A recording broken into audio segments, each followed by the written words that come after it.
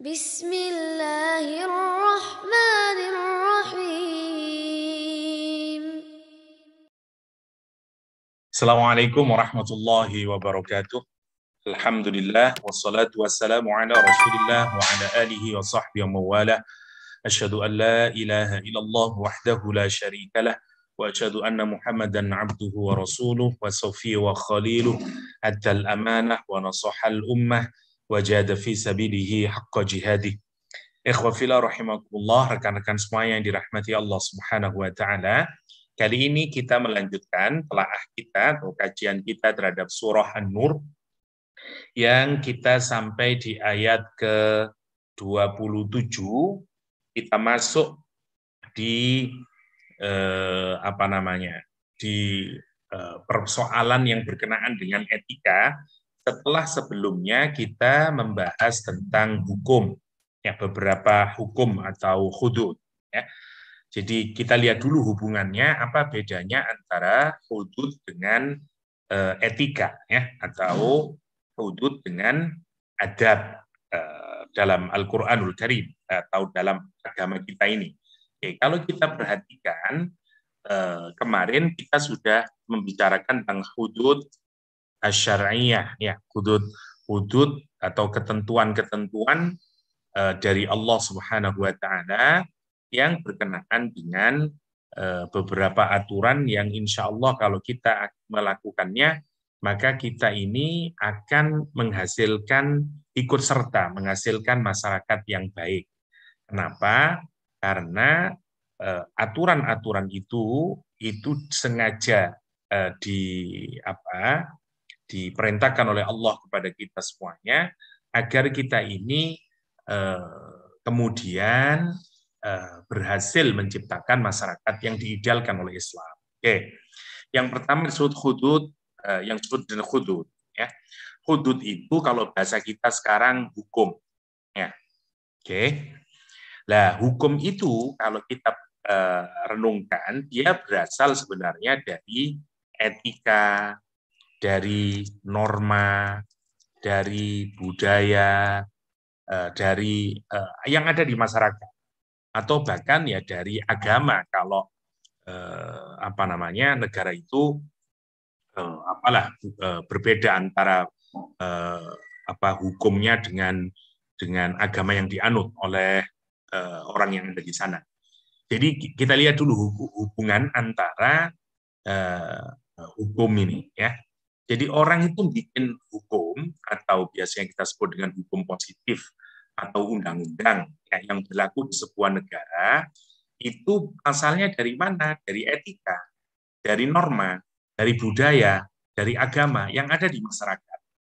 Diambil dari sana, kemudian dijadikan hukum. Ya, digodok, kalau di Indonesia digodok oleh DPR, jadilah hukum. Itu namanya. Jadi etika, norma, dan hukum itu saling kait-mengkait. Jadi sebelum jadi hukum, namanya etika, norma, budaya, dan semuanya itu, ya, bahkan filsafat yang dimiliki oleh masyarakat tersebut. Jadi ini yang kemudian melahirkan hukum.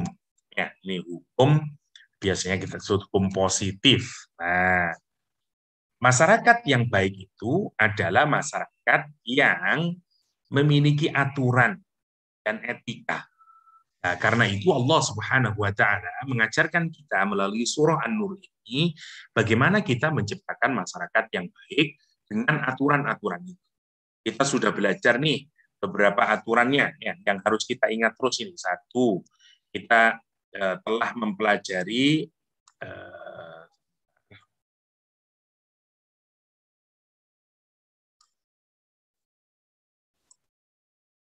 misalnya, yang pertama kita mempelajari tentang hukum had tentang zina.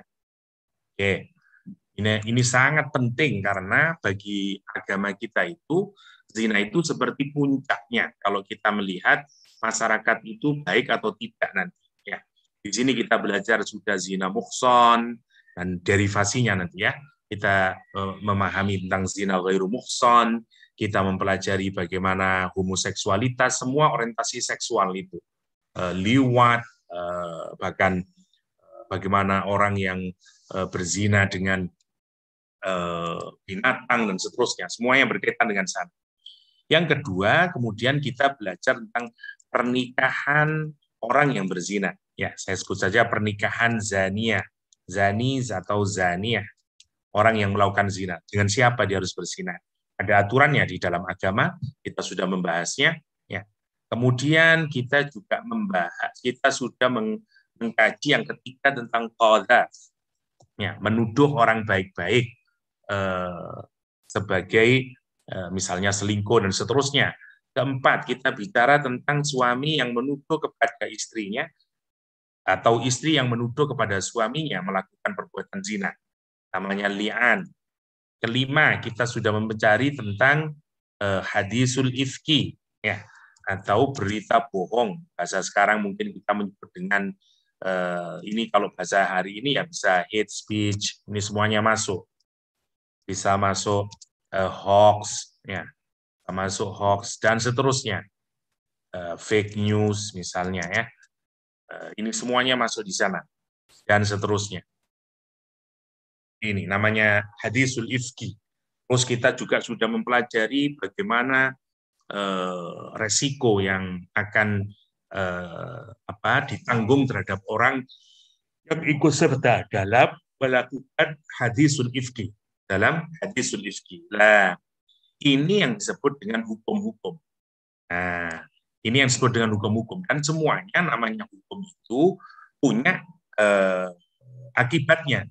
Misalnya untuk zina, kalau misalnya muhson dirajam, jadi ada punishment-nya, ada hukumannya. Ya. Kalau ghairu muhson dijilid 100 kali misalnya. Pernikahan zani-zania juga sama. Qadzaf juga sama, dijilid 80 kali. Li'an. Sebuah ini yang disebut dengan yang disebut dengan hukum, karena dia berakibat kepada hukuman, ya. Dan kalau orang melakukannya, maka dia harus dihukum. Siapa yang menjalankan? Pemerintah yang ini semuanya, pemerintah Islam. Nah, hukum ini harus berkorelasi dengan etika. Kenapa? Karena kalau etikanya itu tumbuh di masyarakat, maka hukum itu akan nyambung. Tetapi kalau tidak ada, maka seperti yang kita lihat sekarang ini banyak di Indonesia, kita mendapatkan orang-orang menggunakan hukum itu justru sebagai cara-cara untuk melampiaskan macam-macam egoismenya dan seterusnya. Sehingga kita bahkan merasa dengan adanya hukum itu terus kita melihat di mana ini rasa kasihannya, di mana keadilannya, di mana dan seterusnya. Ya, misalnya ada orang mencuri mangga satu misalnya, atau mencuri kayu satu, dipenjarakan misalnya. Ada orang di Bogor waktu itu kita tahu semuanya, dipekal dia, orang Madura dipekal dia, tapi dia bisa silat, karena itu dia mengambil pisaunya dan bahkan kemudian bertarung dia dan berhasil menusuk tukang begalnya. Tapi justru dia yang dipenjarakan atas nama hukum positif gitu. Nah, orang kemudian menanyakan, loh di mana ini? Lah, baru kemudian esok harinya kemudian polisi menganulir dan kemudian dibebaskan dan bahkan dikasih hadiah. Ini yang menarik. Kenapa? Karena hukum positifnya tidak berkorelasi dengan etikanya. Sekarang orang menggunakan itu. Sekarang orang banyak menggunakan. Nah, kalau kita ini mau menjadikan masyarakat itu baik, maka ada dua. Kita harus patuh terhadap hukum, tapi yang kedua kita juga harus menyuburkan etika atau norma. Karena etika dan norma itulah yang menjadi rumahnya atau sumbernya hukum. Nah, dari ayat ke-27 ini nanti ya sampai nanti ke yang paling terakhir itu nanti berkenaan dengan makan, ya, bolehnya makan dan seterusnya, itu sekitar ada berapa itu? Semuanya sekitar ada 15-an. Jadi 15 dikurangi 5, ya mungkin ada 11-an, 10 sampai 11 adab ijtima itu. Jadi di surah An-Nur itu kalau mau kita singkatkan ada 5 hukum dan 10 atau 11 etika. Dan ini semuanya maknanya kalau yang ini harus ada di masyarakat. Ya, sekarang kita tidak bisa menjalankan karena hudud belum diberlakukan di negeri kita.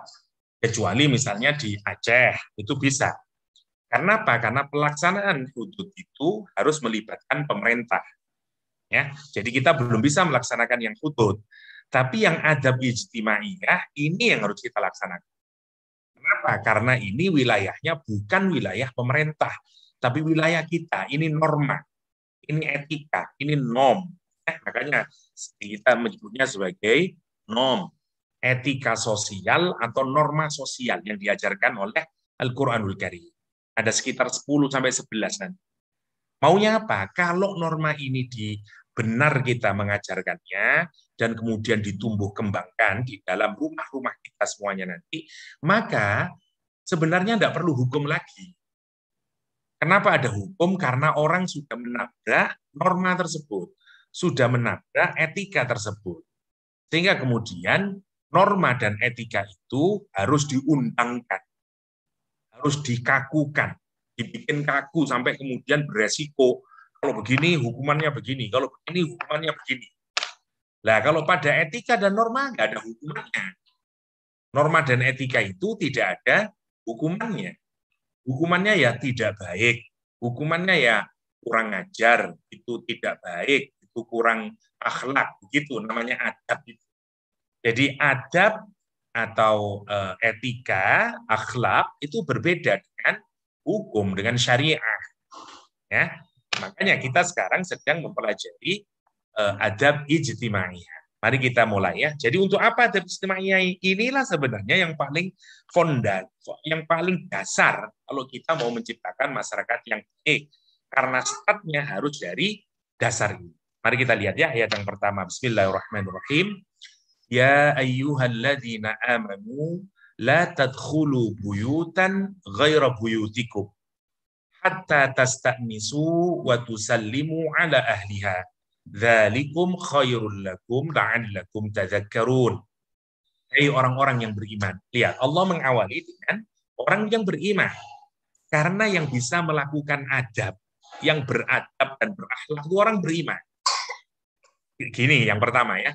Jadi di luar Islam, akhlak itu disebut dengan etika atau budi pekerti ya. Kita menyebutnya etika atau budi pekerti.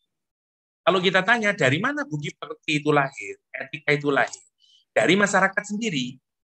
Masyarakat yang menentukan sesuatu itu baik atau buruk. Ini masyarakat menilai. Oh ini baik, oh ini buruk, disepakati bersama, maka kita menyebut sebagai etika dan budi pekerti.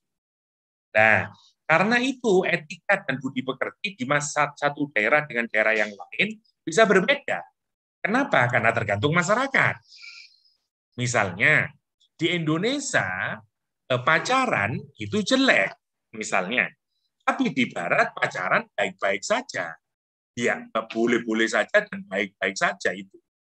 Misalnya, di Indonesia, ciuman laki-laki dan perempuan yang belum menikah itu jelek. Tapi di Barat, biasa-biasa saja, misalnya. Jadi, ada perbedaan etika dan budi pekerti, misalnya, di Indonesia memberikan sesuatu dengan menggunakan tangan kiri, itu tidak baik. Di Barat, itu biasa-biasa saja, misalnya. Jadi ini namanya etika. Yang namanya etika.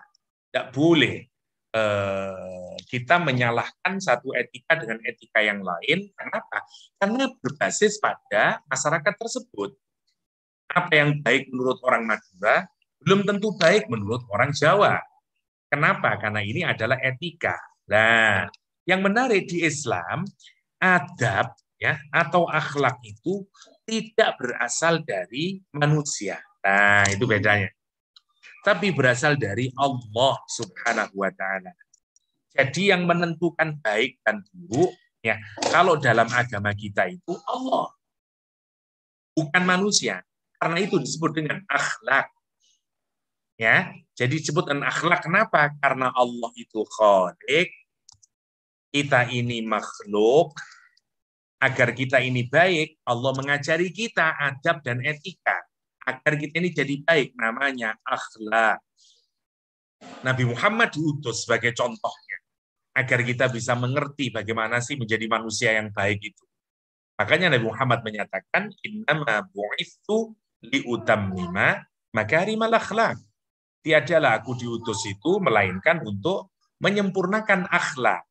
Akhlaknya dari mana? Dari Allah Subhanahu wa taala.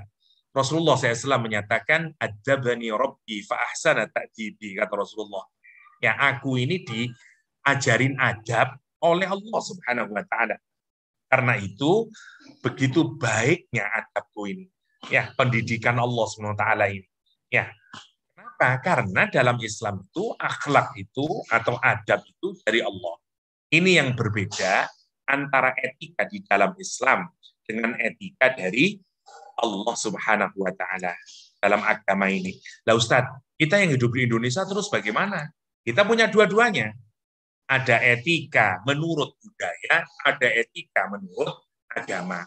Bagaimana terus kalau kita berada di dua posisi ini? Begini, selama etika dari budaya itu tidak bertentangan dengan etika yang berasal dari agama, ya nggak apa-apa, ya nggak apa-apa. Atau dinilai menurut syariah itu baik-baik saja, ya nggak apa-apa, ya nggak apa-apa. Misalnya, apalah banyak hal ya. Jadi nggak harus semua budaya atau adab atau etika yang berasal dari budaya itu kemudian kita buang, nggak harus juga.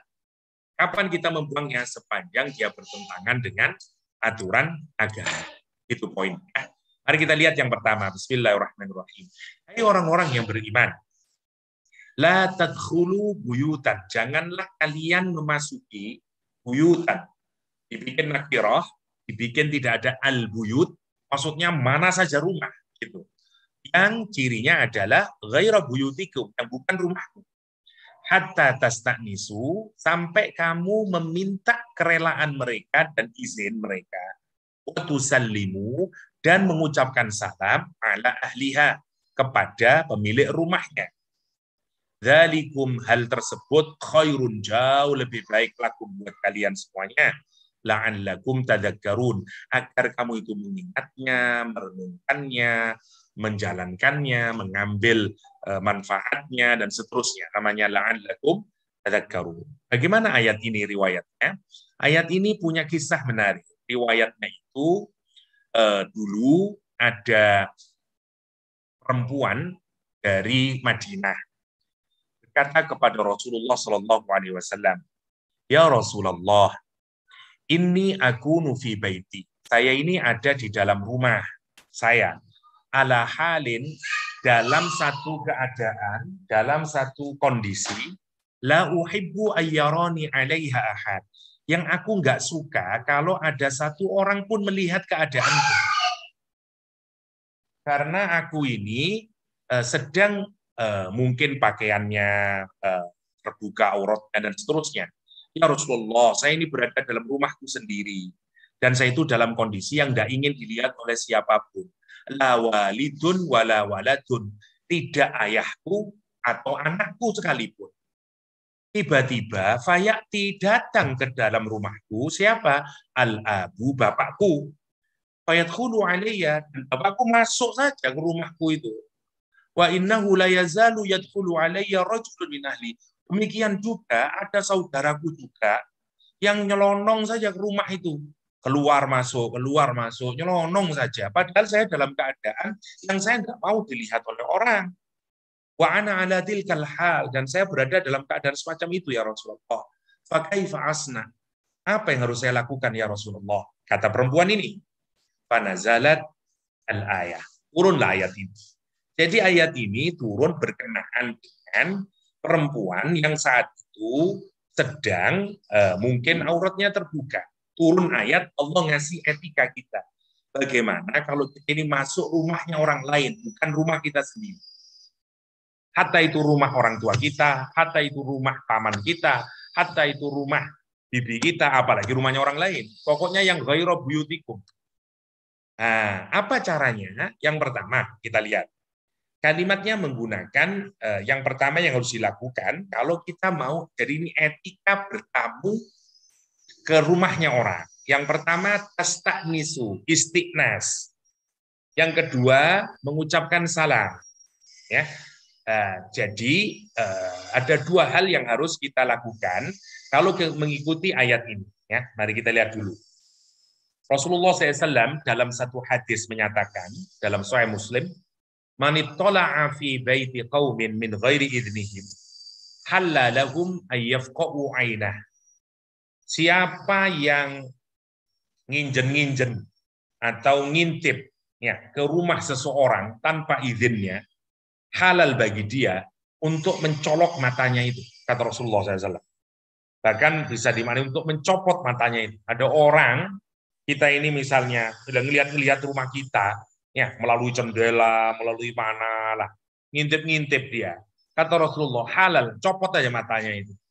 Ya, kata Rasulullah, atau colok saja matanya. Nah, tentu hadis ini tidak harus dimaknai letterlek, ya.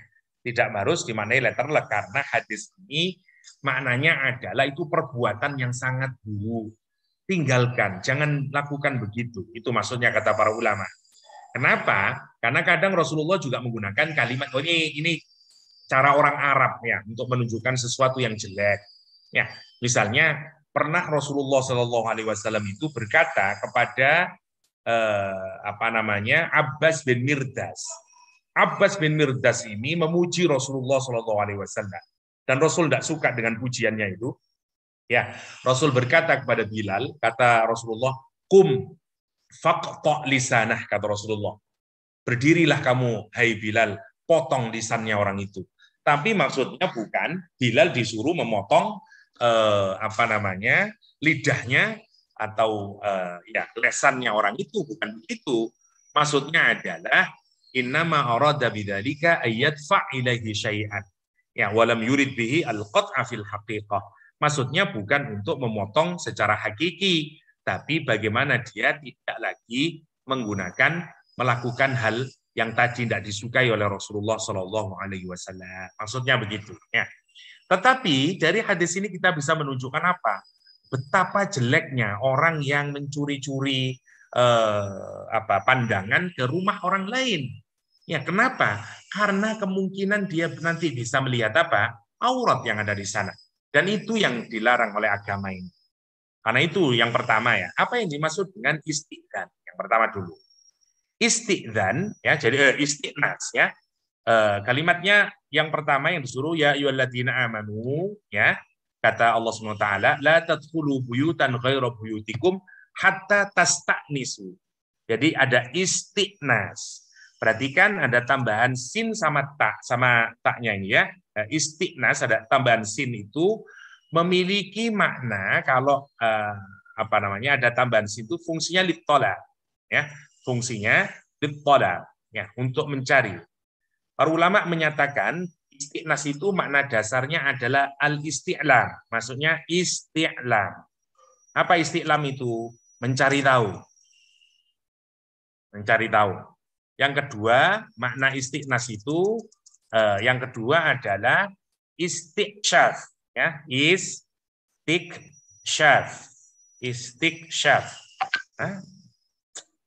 Ya.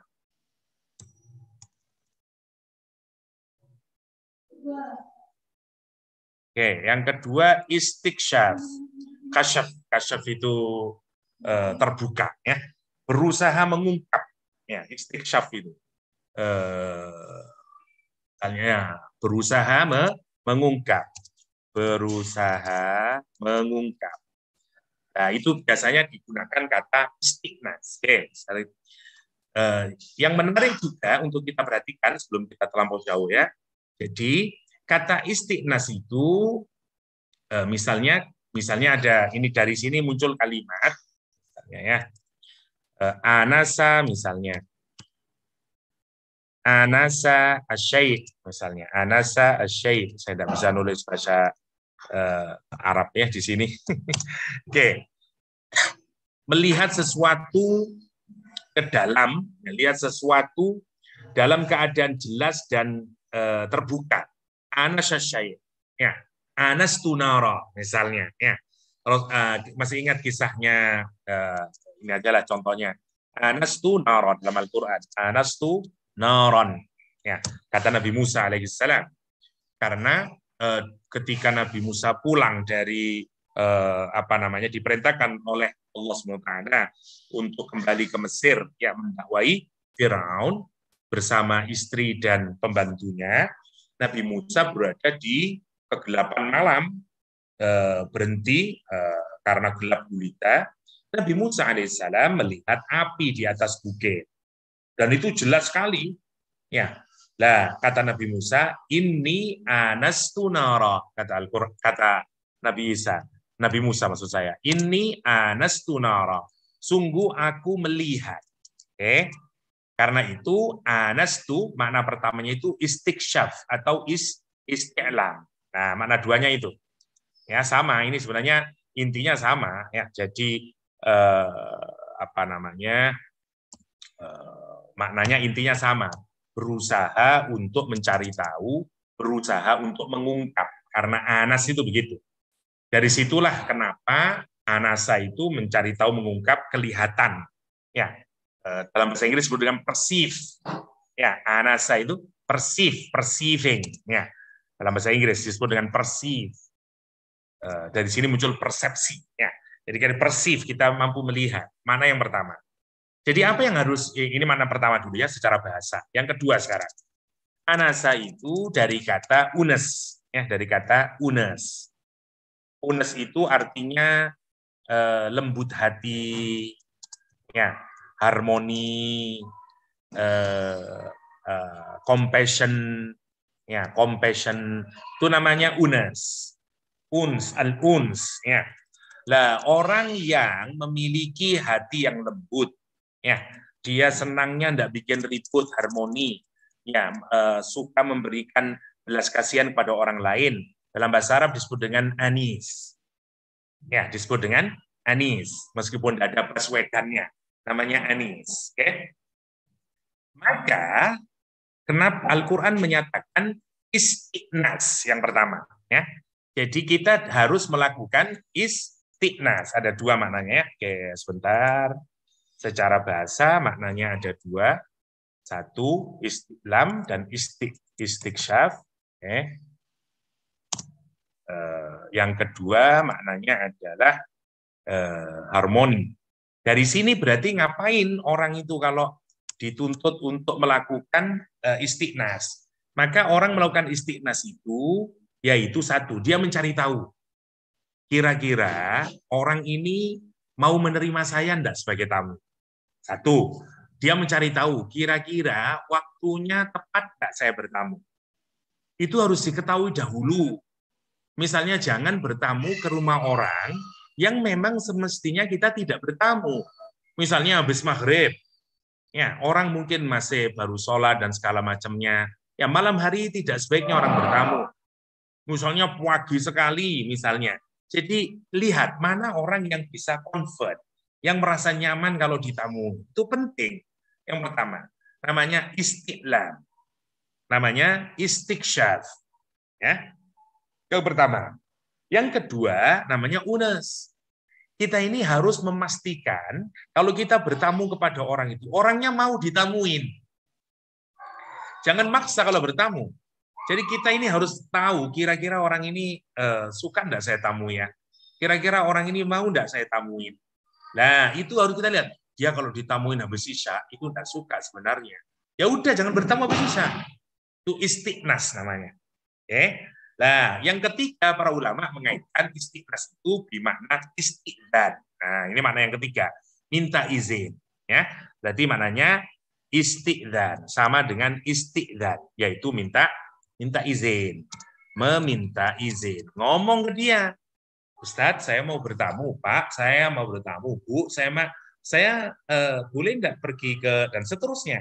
Bilang dulu dan seterusnya. Karena itu bagian dari ajaran agama kita. Masya Allah. Ya. Jadi kalau misalnya kita ini melakukan hal tersebut, itu berpahala kita ini. Ya. Karena kita ini sedang melaksanakan perintah Allah Subhanahu wa taala sebagaimana yang diajarkan di dalam Al-Qur'anul Karim. Itu poinnya. Jadi, cari tahu, lembut hati, minta izin. Maksudnya pastikan kalau mau bertamu itu di waktu yang tepat, tidak di waktu yang orang nggak suka ditamuin, yang pertama. Yang kedua, dipastikan itu harus tahu kira-kira dia senang atau enggak. Terus kita sudah tahu nih orang ini lagi sibuk-sibuknya biasanya, jangan bertamu di waktu itu. Itu bagian dari istiqnas. Oke, yang pertama. Yang kedua, minta izin. Boleh enggak saya masuk? Itu nanti yang dimasukkan ulama dengan istiqlal. Ya. Boleh enggak saya masuk? Itu namanya istiqlal. Ya, itu istiqlal. Oke.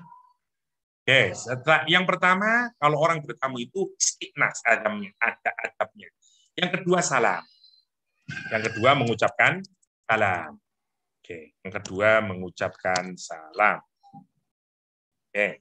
Salam juga penting karena untuk salam ini diwajibkan apa? Nah, ini nanti kalau kita gandeng dengan hadis, nanti dulu kita lihat yang dari Quran dulu. Salam dilakukan kalau kita lihat di dalam hadis 3 kali ucapan salam. Oke. Assalamualaikum warahmatullahi boleh. Assalamualaikum saja boleh. Yang paling pendek ya assalamualaikum 3 kali. Kalau 3 kali nggak ada jawaban pulang. Ya, nggak ada jawaban pulang. Nah, para ulama berbeda pendapat tentang urutannya ini. Kalau kita lihat ayatnya, itu tastaknisu dulu, habis itu tusallimu ala ahliha. Nah, padahal Rasulullah Shallallahu Alaihi Wasallam menyatakan al-assalam qoblal kalam, kata Rasulullah SAW. Salam itu sebelum kalam, sebelum ucapan, Jadi orang itu harus mengucapkan salam dulu, baru berbicara, gitu. Makanya kalau orang ceramah itu, assalamualaikum dulu, assalamualaikum, nggak ngomong dulu. Kepada ini, terus assalamualaikum, dan begitu. Sebaiknya itu salam dulu, assalamualaikum, baru ngomong apa. Karena memang Rasulullah SAW menyatakan assalam ya qoblal kalam. Ya. Dulu salamnya orang Arab dulu sebelum assalamualaikum, bilangnya enggak begitu. Dia bilang huyitum sobahan. Selamat sore, atau sobahul khair, sobahul nur, dan seterusnya ya. Orang dulu ngomongnya huyitum,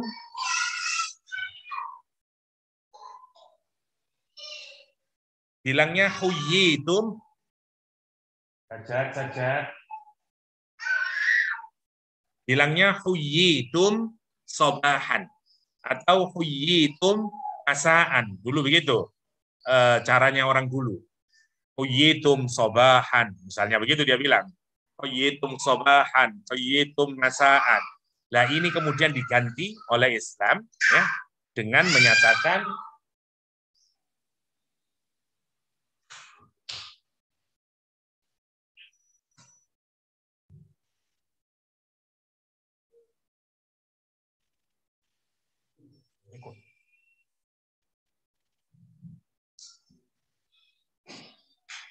huyitum masaan, huyitum sobahan, ini kemudian diganti dengan assalamu alaikum.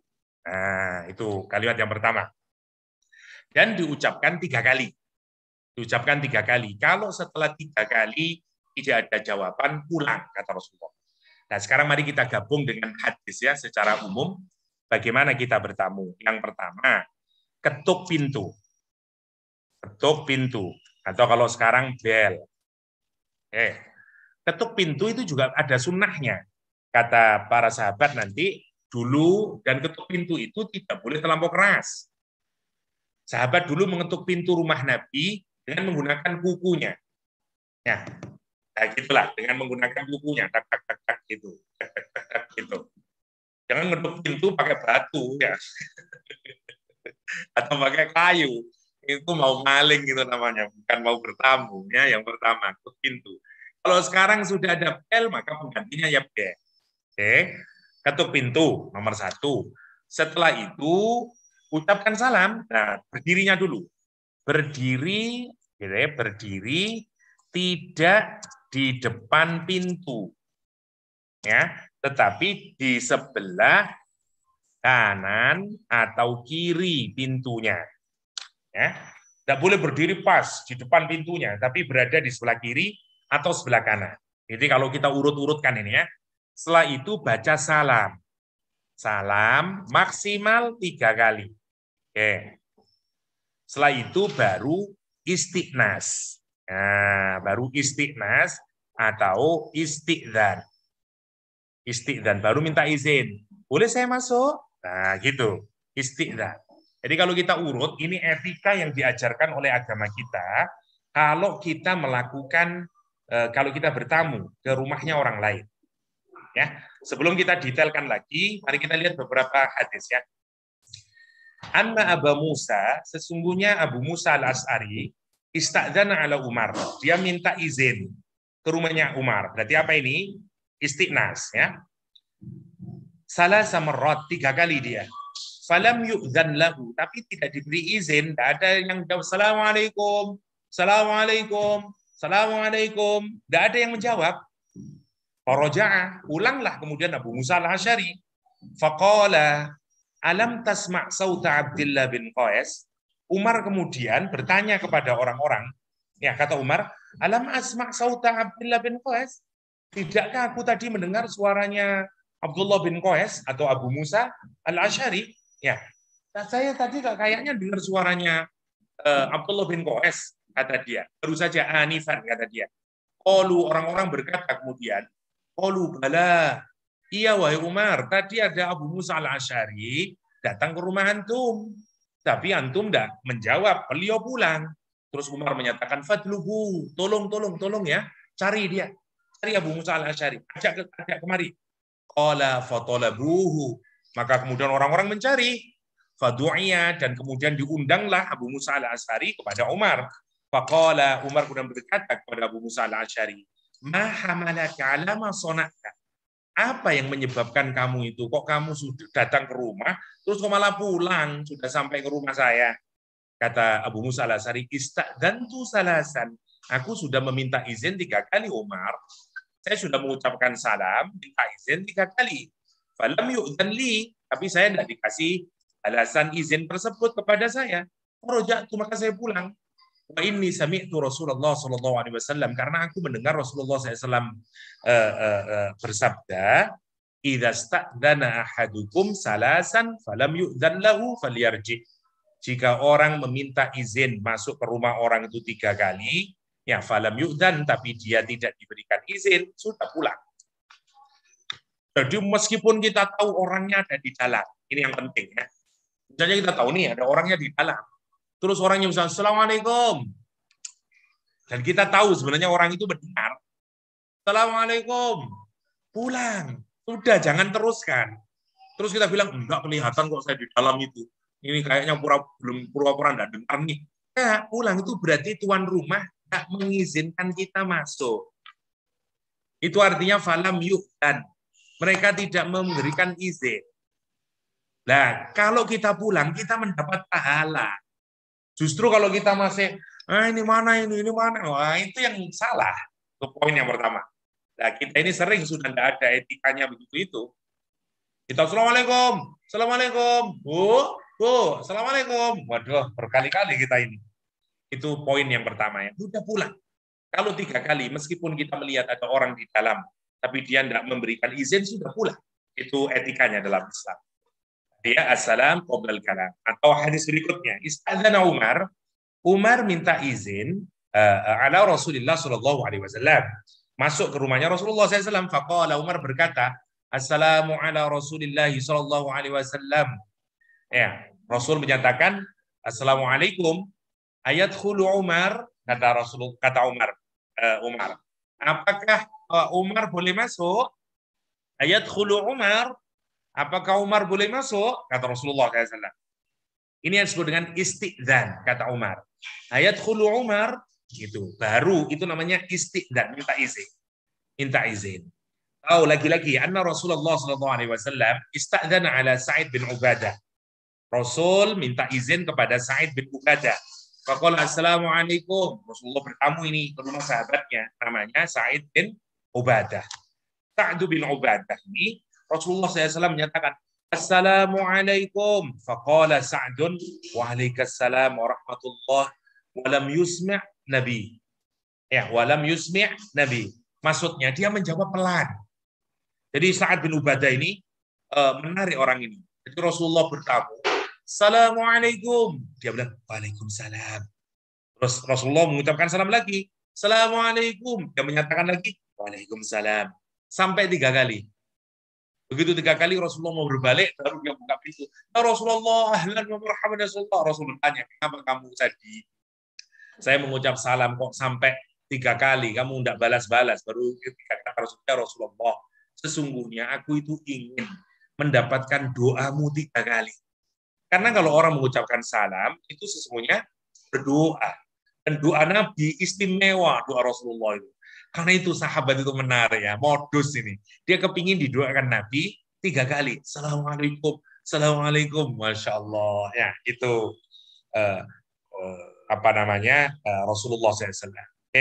Berdiri tadi harus di sebelah kiri atau sebelah kanan. Misalnya ya, ja'a rajulun, datang seorang laki-laki, ala Utsman Sa'dun fawaqafa ala babin Nabi. Ya. يستأذن فقام على الباب فقال عثمان مستقبل الباب فقال له النبي صلى الله عليه وسلم هكذا عنك أو هكذا فإنما الاستئذان من النظر. Ya, ada orang ini bertamu ya, dan dia berdiri di depan pintunya Rasulullah SAW. Utsman kemudian berkata, kamu jangan berdiri di situ, begini loh berdiri itu. Umar meletakkan di sebelah kanannya atau di sebelah kirinya pintu. Ya, kenapa? Fa'innamal isti'dan minan nadhar. Sesungguhnya kenapa sih Islam mengatur aturan begitu? Agar jangan sampai mata kita itu menatap kepada orang yang ada di dalam rumah tersebut. Yang kemungkinan auratnya sedang terbuka. Itu poinnya. Sehingga orang itu tidak kelihatan auratnya orang lain. Kalau kita masuk ke rumah orang, makanya tidak boleh berdiri di depan pintu kalau kita bertamu sebelah kiri atau sebelah kanan. Ya, dan ini penting. Lau annam ro'an ittala 'alaika bi ghairi idznin fakhadhaftahu bihasatin fawaqata 'ainah ma kana 'alaika min junah. Sampai Rasulullah menyatakan begitu. Saking pentingnya saking pentingnya kita ini tidak melihat aibnya orang lain, privasinya orang lain. Sangat menghargai privasi Islam ini. Kalau sesungguhnya, ya kalau ada seseorang yang ngintip-ngintip di rumah kita, ya kemudian kita colok dengan kayu atau kita dengan kayu ke matanya, sampai dia buta matanya karena kena colok, dan ada hukumannya, tidak kena kisos. Karena tidak boleh melihat privasinya orang lain itu. Apalagi sampai ngintip-ngintip kita lihat, padahal di dalam ada orang lain, misalnya ada pemilik rumahnya yang sedang mungkin kelihatan auratnya, tidak boleh. Karena itu bahkan tidak ada hukum kisosnya orang begitu itu. Ya, maksudnya, masya Allah ya, saking apa ini? Saking pentingnya. La tasta'dzin kata Rasulullah. Jangan kamu itu minta izin wa anta mustaqbilal bab, sementara kamu itu berdiri menghadap pintu, tidak boleh ya. Terus bagaimana kalau kita bertamu ke rumah bapak kita, atau kita bertamu ke rumah ibu kita, atau katakanlah kalau ibu kita atau siapalah ada di dalam rumah kita misalnya, terus dia punya kamar sendiri dan seterusnya, apakah kita tetap harus minta izin? Ya, tetap harus minta izin kalau kita mau masuk ke kamarnya. Anna Rasulullah SAW sa'alahu rajulun, seorang laki-laki bertanya kepada Rasulullah. Faqala ya Rasulullah, hai Rasulullah, asta'dzinu ala ummi, apakah aku harus minta izin kepada ibuku? Rasulullah menyatakan apa? Faqala na'am, ya, minta maaf, minta izin, kata Rasulullah. Qala ar-rajulu inni ma'aha fil bait, ya Rasulullah, saya ini sama ibu saya di rumah. Faqala Rasulullah SAW, ista'dzin 'alaiha, kamu tetap minta izin. Jadi kalau misalnya ibu kita nih, ya ke rumah kita, kemudian ibu kita tinggal di kamar tertentu. Maka kalau kita mau ke kamarnya beliau, minta izin dulu. Assalamualaikum, misalnya, atau jangan assalamualaikum, apalah. Bu, boleh masuk? Nah, gitu. Jangan mau nyelonong saja. Kenapa kata Rasulullah SAW? Faqala Rasulullah SAW yang di belakangnya, atuhibbu an taraha uryanatan. Apakah kamu suka melihat ibumu itu melihat aurat ibumu? Melihat ibumu bugil, kata Rasulullah. Atuhibbu an taraha uryanatan. Apakah kamu suka kalau melihat ibumu itu dalam keadaan tidak berpakaian? Qala la, tidak ya Rasulullah. Qala fasta'dzin 'alaiha. Makanya minta izin. Ada berikutnya memperkenalkan diri. Ini yang saya lupa tadi. Jadi kalau diminta memperkenalkan diri, ya memperkenalkan diri. Ya, istadzantu, aku minta izin ala Nabi kepada Nabi sallallahu alaihi wasallam. Faqala, Nabi kemudian bertanya, "Man hadza?" Siapa ini? Fakultu, aku terus berkata, "Ana ya Rasulullah." Aku ya Rasulullah. Faqala Rasulullah, "Ana ka'annahu kariha dzalik." Kata Rasulullah, aku sopo, ibaratnya gitu kalau orang Jawa ya. Aku sopo. Lah iya aku sopo, kata Rasulullah. Ka'annahu kariha dzalik. Seakan-akan Rasul nggak menyukai. Makanya kalau dimintai kita mengenalkan diri, ya kenalkan diri. Ya. Jadi salam, istighfar, dan kalau dimintai mengenalkan diri, kenalkan diri. Kenalkan. Ini etika yang pertama. Kalau kita mau bertamu ke rumahnya orang lain, bukan rumah kita. Ini adab kita bertamu ke rumah orang lain. Ketuk pintu, berdiri tidak di depan pintu, salam 3 kali. Ya, kalau tidak dijawab, cukup sekali kalau sudah dijawab. Istiqnas, istiqdan, bolehkah saya masuk? Mari, silakan. Kenalkan diri. Setelah assalamualaikum, waalaikumsalam. Terus baru orangnya mempersilakan masuk enggak? Mari Pak, masuk Pak. Boleh masuk. Itu maksudnya ya. Kalau orangnya enggak kenal, kenalkan diri. Saya dari situ Pak. Oh, mari silakan masuk. Boleh. Itu caranya. Ini etika di dalam agama. Dan kalau kita melakukan ini, kita mendapatkan kasih sayangnya Allah SWT. Karena ini bagian dari adab ijtimai. Adab ijtimai. Oke. Saya tidak perlu bacakan yang lain-lain lah. Ini sama istiqdan, semuanya samalah. Kita masuk ke ayat berikutnya ya. Oke, sekarang kita masuk ke ayat ke-28. Fa illam tajidu, maka jika kamu tidak mendapati fiha di dalam rumah tersebut ahadan, seorang pun. Kita bertamu nih ke rumah seseorang, orang yang nggak ada di dalam rumah. Fala tadkhuluha, jangan masuk ke rumah tersebut hatta yu'dzana lakum, sampai kamu diberi izin. Assalamualaikum. Memang tidak ada orangnya. Apakah kita tetap boleh masuk? Tidak boleh. Pulang. Kecuali kita dibolehkan masuk. Misalnya assalamualaikum, tidak ada, kita telepon orangnya. Saya mau ke rumahmu, pinjam itu loh. Misalnya apalah, bola atau apalah yang ada di depan itu loh. Misalnya, dan seterusnya. Kalau dia diizini baru boleh. Kalau enggak jangan, pulang. Wa ingkila lakum murji'u, wa ingkila, dan apabila dikatakan kepada kamu, irji'u, pulanglah, kembalilah, farji'u, maka kembalilah. Huwa azka lakum, kata Allah. Itu jauh lebih baik, lebih bersih, lebih beradab, ya, lebih appropriate buat kamu. Kalimat yang dipakai bahkan azka. Menarik ya. Kenapa kok di azka? Karena kaitannya dengan tadi aurat tadi. Azka itu di dalamnya juga mengandung makna tazkiyah, pembersihan. Nah, nanti kebaikan masyarakat itu dimulai dari sini. Kenapa nanti di masyarakat ada perselingkuhan? Kenapa di masyarakat ada perzinahan? Ya, karena ini awalnya. Ya, dimulai dari sini. Al-Quran itu, Masya Allah. Indahnya Allah itu. Kalau kita perhatikan aturan Allah itu. Agar kemudian kita terjaga. Ya, makanya Quran menggunakan kalimat wa azka lakum. Ya, itu lebih bersih, lebih suci, lebih menumbuhkan kamu sebagai masyarakat. Ya, karena dipakai isim tafdil. Azka isim tafdil. Ya. Jauh, ini lebih baik dari. Wallahu bima ta'maluna alim. Dan jangan kamu sangka kalau kamu tidak melakukan itu Allah tidak mengetahui. Enggak, Allah tahu terhadap apa yang kamu lakukan. Saat kamu meminta izin, saat kamu mengetuk pintu, saat kamu memencet bel dan seterusnya. Wallah, dan Allah bima terhadap apapun saja ta'maluna yang kalian lakukan alim. Allah Maha mengetahui. Masya Allah, Masya Allah. Tidak boleh, tidak boleh. Laisa alaikum junahun, tidaklah ada bagi kalian junahun, salah, dosa. Nggak jadi apa-apa, nggak ada dosa, nggak ada salah, nggak ada apa-apa, nggak apa-apa. Maksudnya laisa alaikum junah, nggak apa-apa kata Rasulullah SAW. Karena kapan?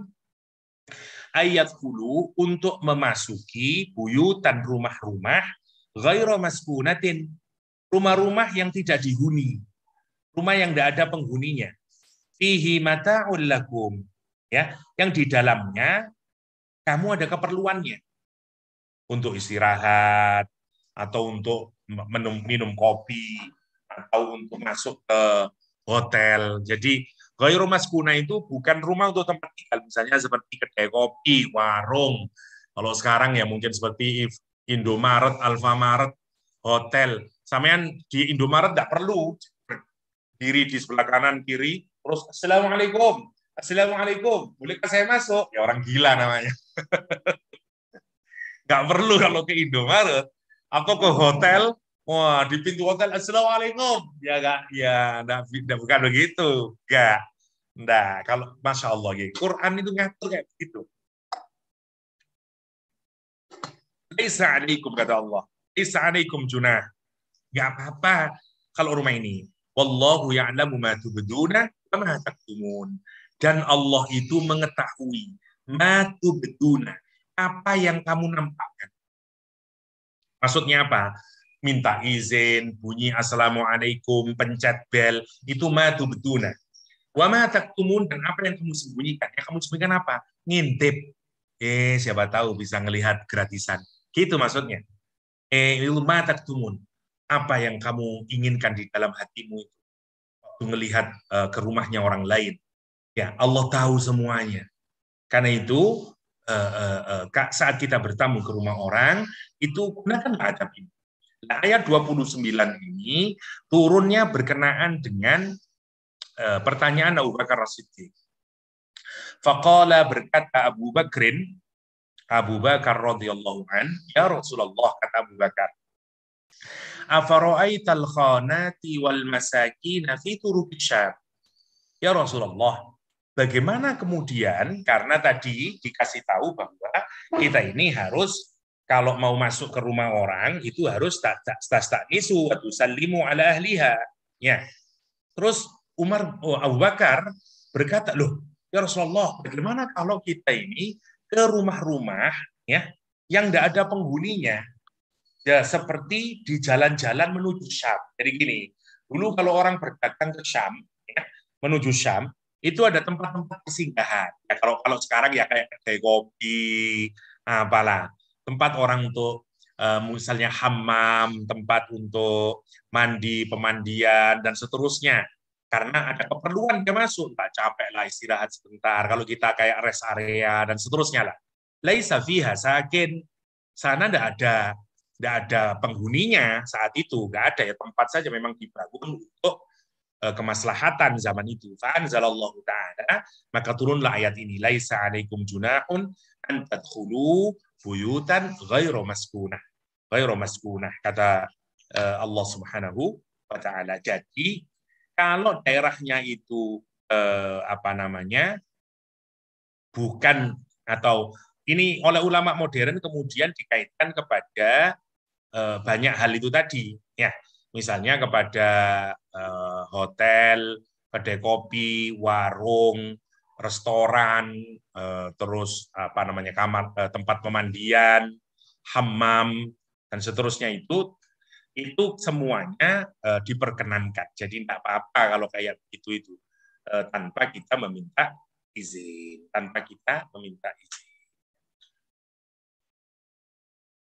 sebentar, ada yang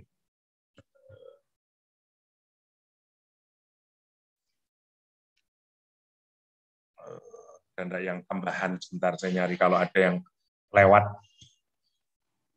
Laisa alaikum ada film sadaqil anna lakhanat al-mushtarakan dengan khawanit tujar manazil asfar fi mata'alakum ada kebutuhannya saya kira sudah tidak ada semua sudah disampaikan meskipun ada beberapa yang belum tapi hanya sama saja sebenarnya beberapa hadis yang sudah terwakili dengan apa yang saya bacakan di atas ya. Jadi singkatnya untuk etika yang pertama ya, etika pertama tentang istiqdan atau istiqnas ya, istiqnas atau yang di sini kita sebut istiqnas sajalah karena Quran menggunakan istiqnas ya. Oke, yang pertama istiqnas itu ketuk pintu, berdiri, mengucapkan salam, terus istiqnas atau istiqdan ya. Kita sebut saja istiqdan, menyebutkan siapa dia. Oke. Kalau rumahnya tidak mengenalkan diri, terakhir. Oke, tidak mengenalkan diri. Kalau kemudian rumahnya kosong, ini kalau rumahnya ada. Jadi istiqnas kita bagi menjadi satu, jika ada penghuni. Oke. Jika ada tuan rumahnya, jika ada orang. Oke. Yang pertama. Yang kedua, rumusnya adalah jika tidak ada orang. Jika tidak ada orang. Tidak ada orang. Caranya bagaimana? Pulang. Ya. Jadi setelah kita istiqdan dan istiqnas dan seterusnya, ya pulang. Ini aturannya singkatnya sajalah. Ini pulang. Jadi lakukan seperti itu kalau tidak ada ya pulang. Pulang. Ya, kecuali diizinkan. Kecuali diizinkan oleh si empunya yang punya rumah. Oke.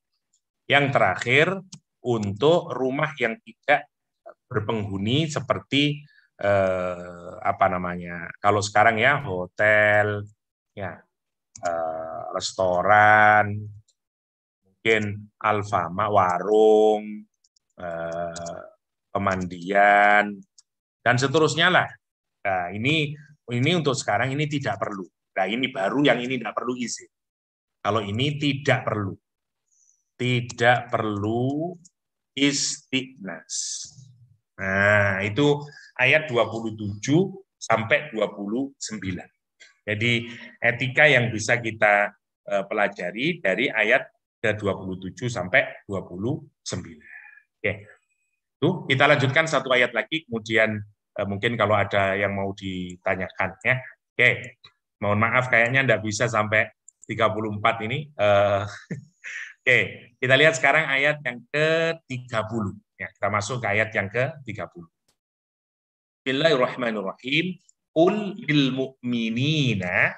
Ya, sekarang lebih lebar lagi. Sekarang bukan ke rumahnya orang. Sekarang berada di lingkungan masyarakat. Qul katakan Muhammad lil mu'minina kepada orang mukmin laki-laki. Kenapa? Ya ghuddu min absarihi. Agar mereka ini menundukkan pandangan-pandangan mereka.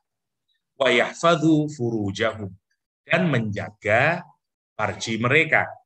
Ya, dzalika azka lahum itu lebih baik, lebih suci buat mereka. Innallaha khabirum bima yasnaun. Sekarang masuk kedua, etika yang kedua.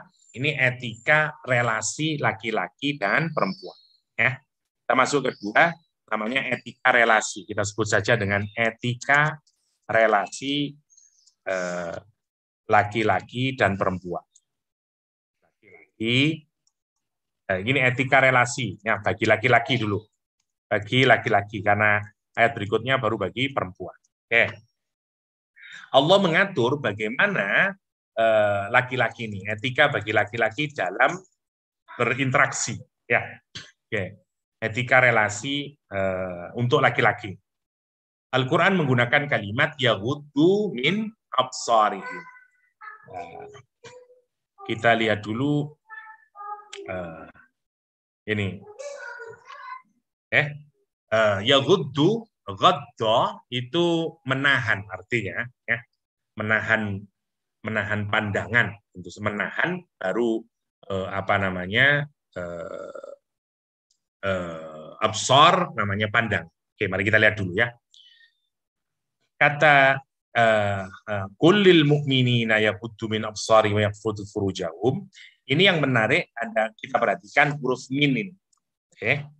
Huruf min ini. Oke, saya kasih warna kuning. Oke.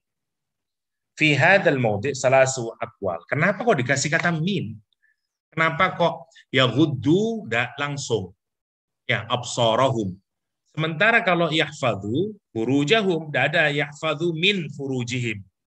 Ya, di sini tidak ada. Sama-sama kata kerja nih, ini kata kerjanya.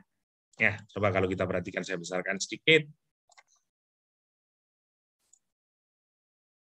Perintahnya itu ini, katakan Muhammad kepada laki-laki mukmin agar mereka menundukkan darinya, dari pandangan-pandangan mereka. Sementara wa yahfadzu tidak ada, menjaga bukan dari langsung. Ya, farji mereka, kemaluan mereka, kata Allah SWT. Kenapa ini begini? Ini menarik karena gini. Kenapa dikasih min? Minnya ini litba'id. Meskipun ada banyak yang ada menyatakan minnya ini zaidah dan menyatakan pas maju. Tapi ini yang paling utama. Saya mau meningkatkan saja. Tidak semua pandangan itu haram hukumnya. Kita boleh memandang matahari, memandang rembulan, memandang dedaunan, memandang gedung-gedung, memandang macam-macam boleh. Ya, tetapi ada dari berbagai pandangan itu pandangan yang kita tidak boleh. Karena itu dikasih min. Karena hukum asalnya boleh pandangan itu. Hanya sebagian kecil saja yang tidak boleh. Karena itu min litba'id. Ini min hanya untuk sebagian saja dari pandangan itu. Tidak banyak. Yaitu kita tidak boleh memandang apa yang semestinya tidak boleh dipandang, yaitu aurat. Itu namanya min. Karena itu dikasih min. Sementara hukum farji, ya hukum alat kemaluan, nggak ada. Memang nggak boleh, memang harus dijaga seluruhnya. Misalnya nggak boleh untuk yang ini, boleh untuk yang nggak boleh. Memang yahfadzu furujahum. Ya, masya Allah. Itu bedanya. Kenapa di sini tidak dikasih? Jadi yang pertama, perintahnya di sini ada dua. Satu, ghaddul basar. Ya, kita kasih yang pertama perintahnya ghaddul basar. Yang kedua adalah menjaga kemaluan. Ya, menjaga kemaluan. Oke. Jadi ada dua tuntutan bagi laki-laki dalam kehidupan sosialnya, dalam kehidupan bermasyarakat. Satu, dia diminta untuk ghaddul basar. Oke, mari kita bahas ghaddul basar ini. Kata ini ada Rawah Hasan al-Basri, ya, Rawah Hasan al-Basri. Qala Rasulullah sallallahu alaihi wasallam, Ibnu Adam laka an-nadratul ula wa 'alaika ats-tsaniyah. Kata Rasulullah SAW, anak cucu Adam itu laka, bagimu. Enggak apa-apa maksudnya. Ya keberuntunganmu, enggak apa-apa lah. An-nadrah al-ula, pandangan yang pertama. Wa 'alaika, dan kecelakaan bagimu. Ini bukan hadiah lagi. Ini kecelakaan bagimu. Ats-tsaniyah, yang kedua. Nggak boleh kalau yang kedua. Ya, yang kedua tidak boleh. Sa'altu Rasulullah sallallahu alaihi wasallam, ada satu hadisnya yang menyatakan aku bertanya kepada Rasulullah SAW an-nadharil fujaah, terhadap pandangan yang seketika, pandangan yang bukan langsung terjadi, tapi misalnya dilala kersane Gusti Allah, misalnya kita melihat apalah ya auratnya seseorang, ya misalnya di mobil atau di bis atau di mana lah, ya terus kita melihat, masya Allah, fa'amaroni an asrifa basari, Rasul memerintahkan aku agar memalingkan pandangan. Ya, jadi kalau pas kita gimana terus kita melihat, jangan staring, ya melotot, malah harusnya langsung memalingkan muka. Makanya Rasulullah berpesan kepada Sayyidina Ali, ya Ali, la tutbi'un nadharatun nadharah, fa inna lakal ula wa laysat laka al-akhirah, kata Rasulullah. Wahai Ali, jangan mengikuti pandangan dengan pandangan berikutnya. Ya, mari nonton set untuk pertama kali tidak ada dosa. Ya, tapi untuk yang kedua kali ini tidak ngikutin pandangan, belum mana dilihat lagi. Kenapa kata Rasulullah? Karena untukmu memang yang pandangan pertama itu nggak apa-apa, Tapi walaisat, dan bukan untukmu al-akhirah. Yang berikutnya itu bukan untukmu, kata Rasulullah Shallallahu Alaihi Wasallam. Mamin muslimin, tidaklah seorang muslim itu, dari orang muslim itu, yang duru ila mahasini mro'atin, kepada keindahannya seorang perempuan. Awwala marrah, pertama kali. Summa yaghuddu basarahu, kemudian dia menundukkan pandangannya. Illa ahdatsallahu lahu ibadatan yajidu halawataha. Maka nanti Allah itu menghadiahi kepada dia ibadah yang kemudian dia mendapatkan rasa manisnya ibadah.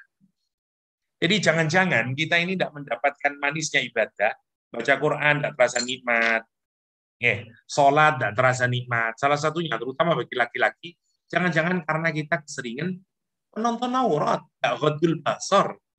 Karena dalam hadis, siapa yang ghadul basar akan dikasih halawatul ibadah, dikasih manisnya ibadah oleh Allah SWT. Ini yang penting. Ya, dan orang bisa menahan pandangan dari keindahannya auratnya perempuan. Ya. Karena itu Rasulullah SAW di hadis yang sangat tegas, ya, innan nadhara sahmun, ya, min sihami iblis. Ya, pandangan itu seperti apa? Seperti tombak, seperti apa namanya? Dari panahnya iblis. Masmumun, yang beracun. Man tarokahu makhafati, ya, kalau orang itu meninggalkan karena takut kepada Allah SWT, kata Allah, abdaltuhu imanan, aku akan mengganti dia dengan iman, yajidu halawatahu fi qalbi, yang dia akan mendapatkan manisnya iman itu di dalam hatinya. Masya Allah. Jadi salah satu cara untuk mendapatkan manisnya iman adalah hindari melihat maksiat. Itulah yang disebutkan oleh mengapa salah satu kata para ulama, mengapa Nabi Yusuf itu dianugerahi mampu untuk menakwilkan ahadis, nakwilkan mimpi, nakwilkan perkataan, dan segala macam. Kenapa? Karena beliau terjaga pandangannya. Ya, siapa yang menjaga basornya, Allah hidupkan basirohnya, kata para ulama. Ya, dalam tafsir, siapa yang menjaga mata zahirnya ini, ya, dijaga mata zahirnya, Allah hidupkan mata batinnya. Kalau di dalam hadis ini, siapa yang bisa menjaga, meninggalkan pandangan, maka Allah akan mengganti dengan halawatul iman, mengganti dengan halawatul ibadah. Innallaha kataba ala ibni Adam, sesungguhnya Allah SWT, ya, menentukan atas anak cucu Adam ini bagiannya dari zina. Masya Allah. Ya, adraka dzalika la mahala fazinal ainain an-nadhar. Zinanya kedua mata itu melihat. Wa zinal lisan al-mantiq. Ya, ngomong dan seterusnya itu zinanya mati, zinanya lesan. Kalau sampai ngomongnya dusta dan segala macamnya, itu zinanya lesan. Wa zinal udhunain, zinanya mata, istima, dengerin yang tidak benar-benar.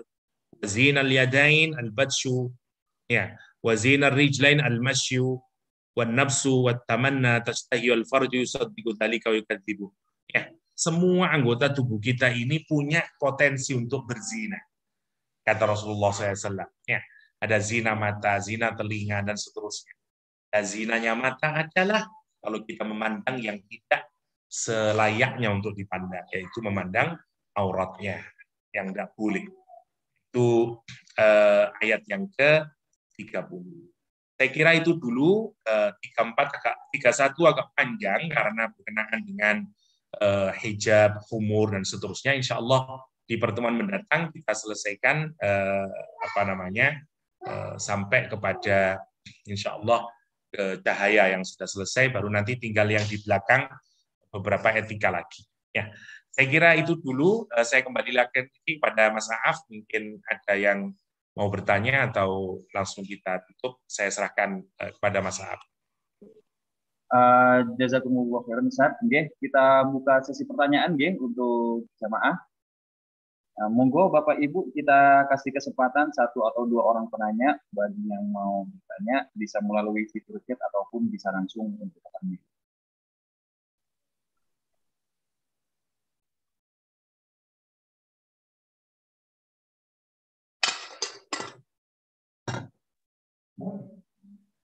Monggo Bapak Ibu, jika ada pertanyaan yang mau disampaikan bisa langsung open mic ataupun bisa melalui fitur chat.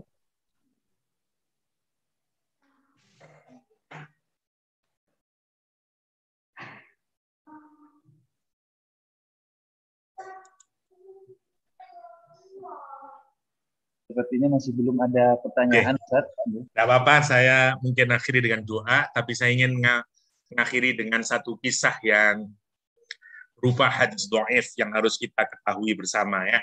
Nanti kalau kita sudah ngaji surah Al-Ahzab, insya Allah akan lebih kita detailkan. Ada beberapa hadis yang dhaif dan bahkan sebagian dituduh juga maudhu' yang digunakan oleh para orientalis, digunakan oleh orang-orang pembenci Islam, digunakan oleh orang-orang yang tidak suka dengan Islam, berkenaan dengan pandangan ini. Masya Allah ya. Dulu katanya ini nanti baru kita sanggah kalau kita sudah mengkaji surah Al-Ahzab.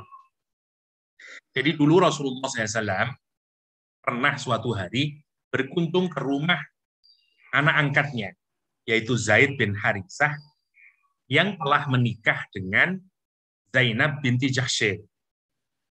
Ketika itu, di rumah itu nggak ada orang. Ketika itu di rumah tidak ada Zaid bin Haritsah, tapi hanya ada istrinya Zainab binti Jahsy. Angin sedang kencang-kencangnya, sehingga Zainab yang sedang ada di dalam rumah dan mungkin berpakaian ala kadarnya itu terlihat oleh Nabi Muhammad. Dan kemudian Nabi Muhammad mengagumi tubuhnya dan menginginkan Zainab. Maka setelah itu Nabi pulang karena tidak ada Zaid, tapi kemudian Zainab, kemudian setelah pulang ya Zaid berkata, tadi Nabi mampir ke sini dan kemudian melihat sebagian dari auratku dan Nabi kelihatannya tertarik dengan saya. Zaid kemudian mendatangi Rasulullah dan Zaid hendak kemudian menceraikan Zainab karena Rasul kelihatan menginginkan Zainab binti Jahsy. Cerita ini adalah cerita yang sangat dhaif. Memang nanti Zainab menjadi istrinya Rasulullah SAW, tapi ini tidak benar sama sekali. Ya, nanti kalau mau cerita detailnya kita nanti pas kita mengkaji surah Al-Ahzab akan kita diskusikan lebih detail. Tapi yang menarik dari kisah ini untuk mengingatkan apa sih? Salah satunya, meskipun cerita ini tidak benar, bahwa pandangan itu bisa kemana-mana nanti. Bayangin, dari pandangan itu, dari nazar itu, nanti bisa melahirkan ujungnya itu zina. Karena itu, kenapa urutannya waktu kita bicara hukum itu, bicaranya tentang zina dulu. Karena untuk memproteksi agar tidak ada perzinahan di masyarakat, ya, dengan sampai qadzaf, perselingkuhan, dan sekarang berita bohong, dan seterusnya, dimulai dari mana? Dalam rumah kita. Sejak nanti bahkan ada konsep istiqan yang kedua nanti di ayat yang keberapa itu. Anak-anak kita yang masih bahkan belum balik harus minta izin kalau dia masuk ke kamar orang tuanya. Agar sejak kecil dia tidak melihat aurat orang tuanya dan seterusnya. Atau mungkin ngapunten, boleh jadi dia melihat orang tuanya sedang berhubungan dan seterusnya. Tidak diperkenankan itu semuanya. Kenapa? Karena ini nanti akan punya domino efek, akan punya efek domino yang akan puncaknya melahirkan perzinahan. Karena itu Islam bahkan mungkin kita menganggap hal sepele kayak begini ini. Ngapain sih ngatur cuma segitu aja, masa kok dia ada dalam Al-Quran? Kan cukup sebenarnya kita sendiri. Nggak, ini kan hal yang sangat penting. Kalau tidak penting Al-Quran tidak akan membicarakannya. Karena saking pentingnya, karena itu bahkan kita diatur cara berdirinya, dan seterusnya, agar jangan sampai kita itu melihat privasi orang, aurat orang, nomor satu. Nomor dua, Islam itu sangat menghargai privasi. Nah, kita ini hidup di masyarakat yang privasi itu tidak terlampau dihormati. Kenapa? Karena kita bukan masyarakat yang individualis. Kita ini masyarakat yang komunal. Karena itu kita harus hati-hati agar jangan sampai kita menabrak aturan Allah SWT. Hormati privasi orang. Ya, propertinya, rumahnya. Kalau dia menutup, sudah, jangan dibuka. Jangan kita berusaha untuk mencuri-curi dan seterusnya, pandangan dan seterusnya. Rumah itu privasi orang. Karena itu kita hormati rumah orang itu. Jangan seenaknya kita masuk ke rumahnya orang. Dia bagian dari privasi orang. Ya, apalagi ada aurat dan segala macamnya nanti di dalamnya. Itu yang harus kita perhatikan berkenaan dengan etika ini. Ya, mohon maaf itu saja yang bisa saya sharingkan. Sebenarnya mau diteruskan tapi nanti konsepnya banyak itu karena kita mau bicara tentang hijab, terus jilbab dan khumur. Insya Allah di pertemuan mendatang kita tuntaskan pembicaraan tentang apa sih yang dimaksud dengan hijab, apa sih yang dimaksud dengan jilbab, apa sih yang dimaksud dengan khumur dan seterusnya menurut Al-Qur'anul Karim, sehingga kita mengetahuinya dengan lebih pasti gitu, sehingga pertemuan kita menjadi lebih kokoh. Kira-kira begitu. Demikian yang bisa saya sharingkan. Hadanallahu yakum ajma'in. Wassallallahu ala nabiyyina Muhammadin wa alihi wasallam. Allahumma salli ala Muhammad wa ali Muhammad walhamdulillahi rabbil alamin. Allahumma la tada' lana fi maqamina hadha dhanban illa ghafartah wa la hamman illa farajtah wa la daynan illa qadaitah wa la maridan illa syafaitah wa la dhallan illa hadaitah ولا حاجة من حوائج الدنيا والآخرة إلا قضيتها ويسرتها برحمتك يا أرحم الراحمين. ربنا آتنا في الدنيا حسنة وفي الآخرة حسنة وقنا عذاب النار وادخلنا الجنة مع الأبرار يا عزيز يا غفار يا رب العالمين. Demikian, Assalamualaikum warahmatullahi wabarakatuh.